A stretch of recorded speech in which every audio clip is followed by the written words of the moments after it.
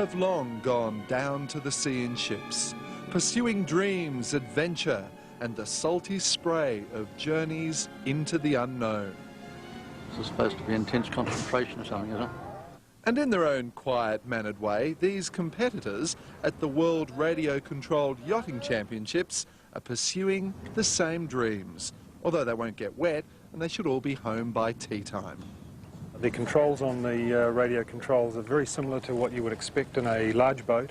You have your primary winch function, you have a rudder function, and on this boat in particular has a trim control. The transmitter sends out a signal to the boat which picks it up by way of a receiver which is normally mounted below the deck, and all of the controls of the boat are attached to this receiver. Each boat, of course, particularly in a fleet like this, would have an individual allocated frequency.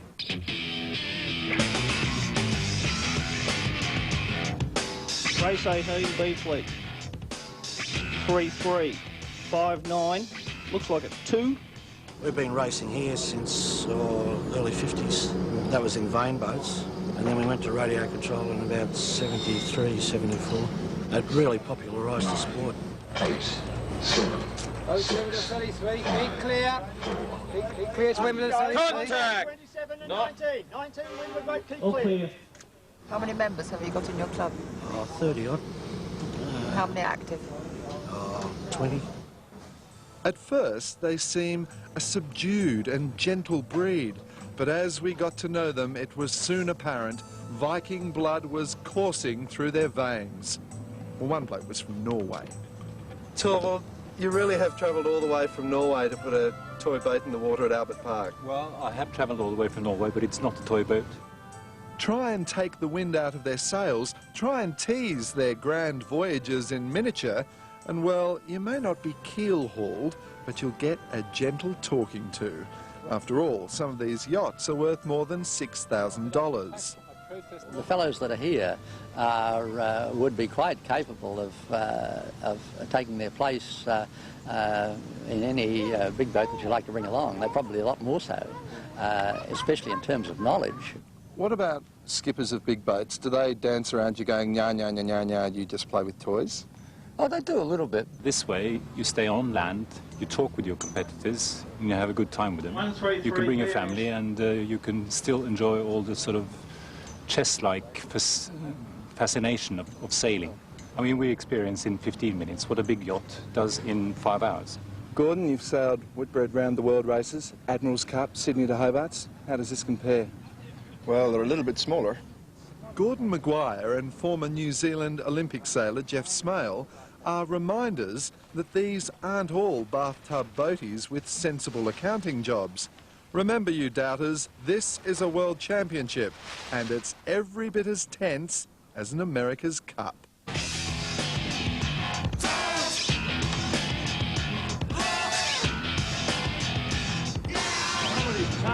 I'm going behind you, don't panic. I've seen people just about step on their boats. I've seen people leave regattas in fear and rage. And I've seen wild, foul language. That's not very nice. Can you get the camera away, please? And do tempers ever flare? Tempers flare, particularly if the French are there. But I think they're sort of fairly good down here. What about the French? Do we think there's any deep, dark political reason for them not turning up? Wouldn't like to say, but I think in the sort of back of their minds, I think that is one of the problems. Protest 27. 27, protest you. You didn't have any water there. Now tell me an important technical question. Why are there plastic golf balls on the end of the antennas? That's so that when I get angry, I don't poke your eye out. The man they've been chasing is Englishman Graham Bantock, reigning world champion, a professional builder and designer, and an athlete so grimly determined he appears to be having no fun at all.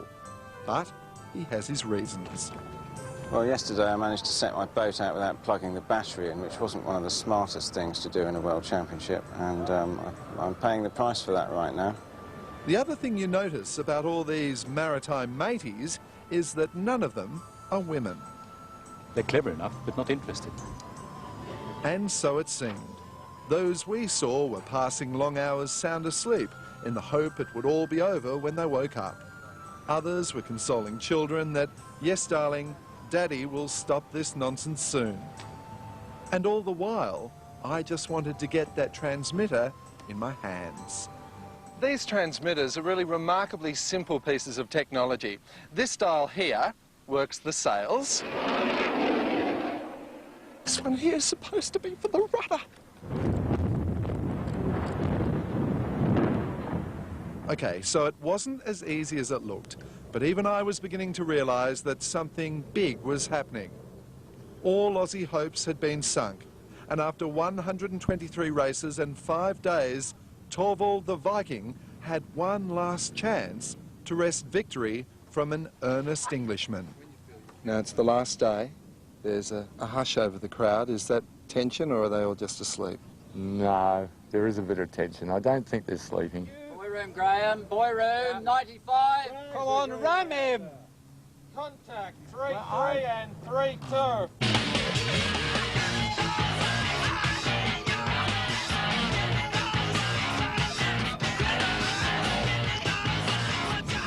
And when this great sea battle came to an end, it was Graham Bantock who emerged triumphant.